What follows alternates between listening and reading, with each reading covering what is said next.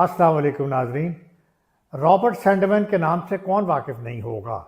मेरा ख्याल है बलूचिस्तान का हर शख्स उसके बारे में बहुत अच्छी तरह जानता होगा, और मैं उसके बारे में बात ये करने जा रहा हूँ कि क्या वो बलूचिस्तान के लिए, बलोच लोगों के लिए वो एक लीडर था, वो एक हीरो था या ज़ीरो था।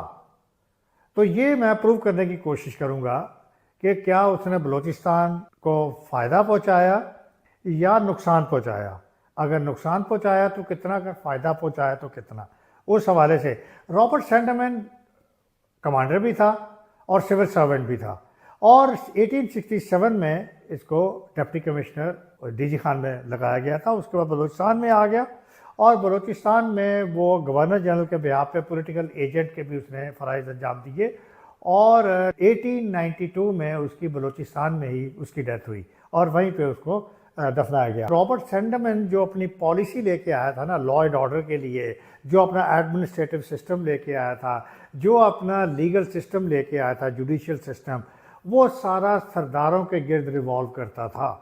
और इस सिस्टम को सैंडमनाइजेशन भी कहा जाता है, या द सैंडमनाइजेशन पॉलिसी। और तो ये जो पॉलिसी थी, इसका क्या पर्पस था? इसका पर्पस ये था कि इनडायरेक्टली बलूचिस्तान को कंट्रोल करें।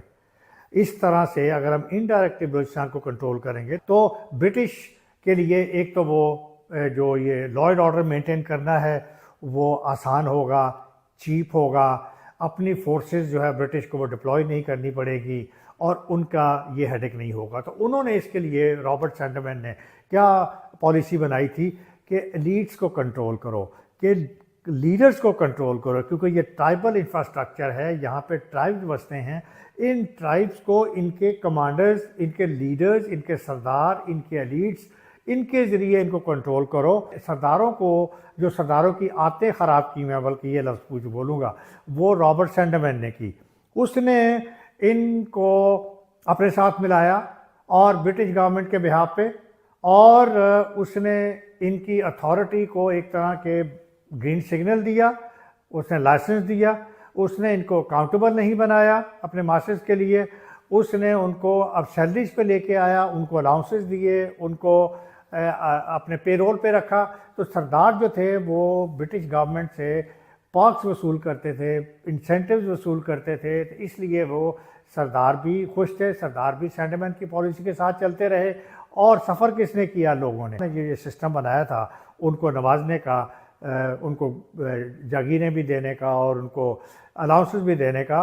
तो इससे ग्रीड का जो एलिमेंट है, लालच का जो एलिमेंट है, वो भी सरदारों में रॉबर्ट सैंडमैन ने ही इन्फ्यूज़ किया।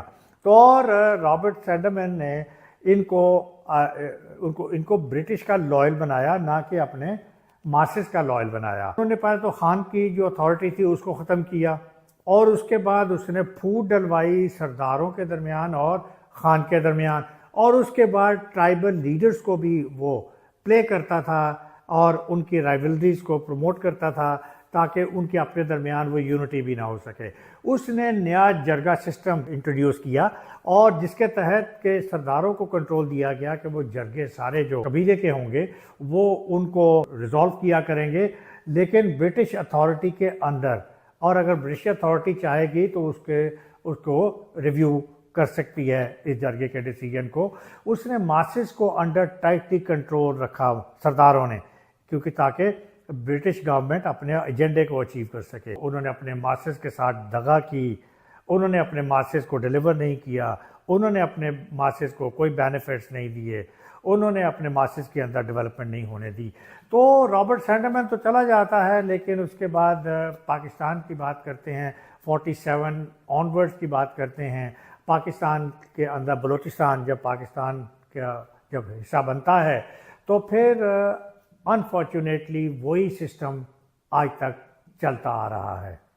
ये वही सरदारों की जो आदतें जो रॉबर्ट सैंडमैन ने डाली थी, जो लालच के एलिमेंट रॉबर्ट सैंडमैन ने डाला था, जो उनको मोनोपोली उनको दी, जो उनको अथॉरिटी दी, जो उनको पावर दी, जो उनको उसने अनड्यू फेवर्स दी, ये आज भी वही सिस्टम है जिसकी वजह से बलोच इग्नोर्ड हैं, अवाम इग्नोर्ड है। अवाम के अंदर ये सरदारों ने खूब फ़ायदा उठाया 1947 के बाद, 48 में जब पाकिस्तान के साथ इलाक़ हुआ।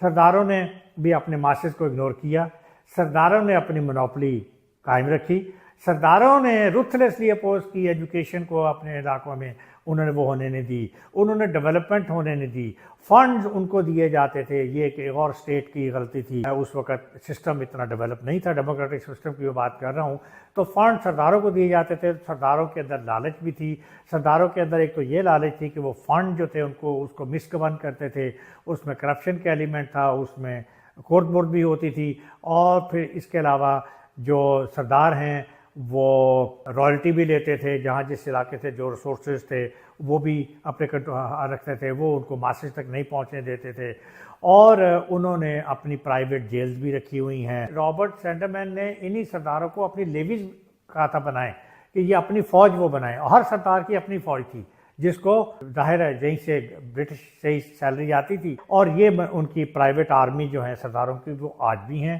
اور وہ آج بھی اپنی اتھارٹی انجوائے کرتے ہیں، وہ آج بھی پولیٹیکل پارٹیز کے ساتھ ان کی کوئی انڈرسٹینڈنگ بنتی نہیں ہے۔ پولیٹیکل پارٹیز کو اگر وہ آتے ہیں، پالیٹکس میں آتے ہیں تو اپنے ہی انٹرسٹ کے لیے آتے ہیں، ماسز کے لیے انٹرسٹ کے لیے نہیں آتے۔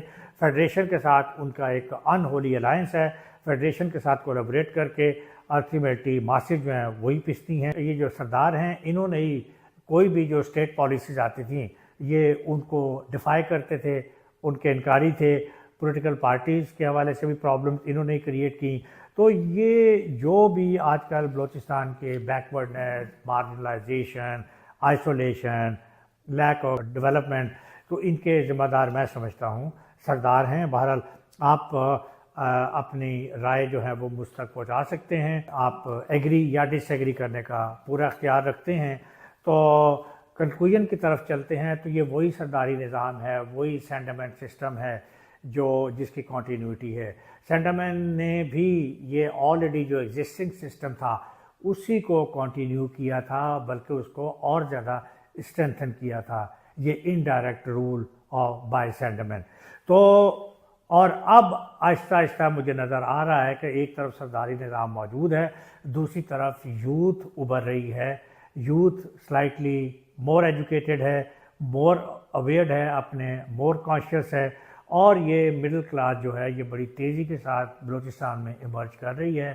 مارنگ بلوچ بھی انہی میں سے ایک ہے جو سائملٹینیسلی دو فرنٹس پہ لڑ رہی تھی، ایک طرف وہ سرداری سسٹم کے خلاف جہاد کر رہی تھی، اور دوسری طرف وہ اسٹیٹ کی ایکسپلائٹیٹو اور ریپریسو پالیسی کے خلاف جنگ لڑ رہی تھی۔ پڑھے لکھے لوگ جو ہیں وہ بھی اب اس سسٹم سے انحراف کر رہے ہیں، اور یہ جو مڈل کلاس اور ایک جو ابھرتی ہوئی نئی کلاس ہے، میرا خیال ہے وہ نشاندہی کر رہی ہے کہ سرداری نظام بہت جلد جانے والا ہے، اور وہ ایک وقت آئے گا کوئی کہ بلوچوں کو عام لوگوں کو اور ماسز کو بھی ان کے رائٹس ملیں گے۔ اجازت چاہتا ہوں، اپنا خیال رکھیے گا، اللہ حافظ۔